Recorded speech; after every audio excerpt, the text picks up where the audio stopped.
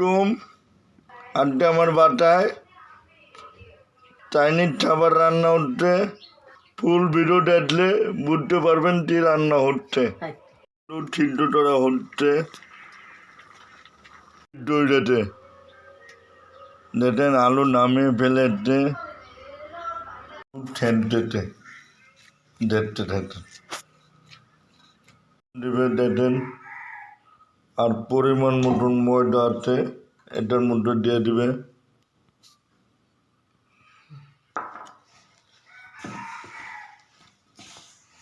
দেখেন 10 minute rest রাখবো। Ready দেখেন জাল ধরাই দিলাম, সিদ্ধ করা হবে। আলুরে গোল টোল করা হচ্ছে। দেখেন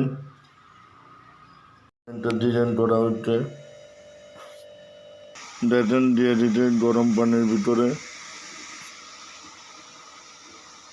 দেখেন সব কিছু দিয়ে দিতে, এমনি 10 মিনিট ওয়েট করলেই সিদ্ধ হয়ে যাবে, এমনি নামাবে।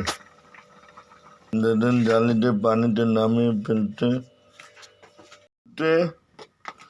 এরপরে শুকনো মরিচের গুঁড়া, ধনের পাতা, কাঁচা মরিচ, ঠট, টমেটো ঠট, কাঁচা মরিচ দিয়ে দিল, শুকনো মরিচ দিয়ে দিতে। দেখেন হচ্ছে গুঁড়া, টমেটো ঠট, টপটু মিষ্টি, ধনের পাতা দিল, টপটু মিষ্টি একটা ঠট করে করা হচ্ছে।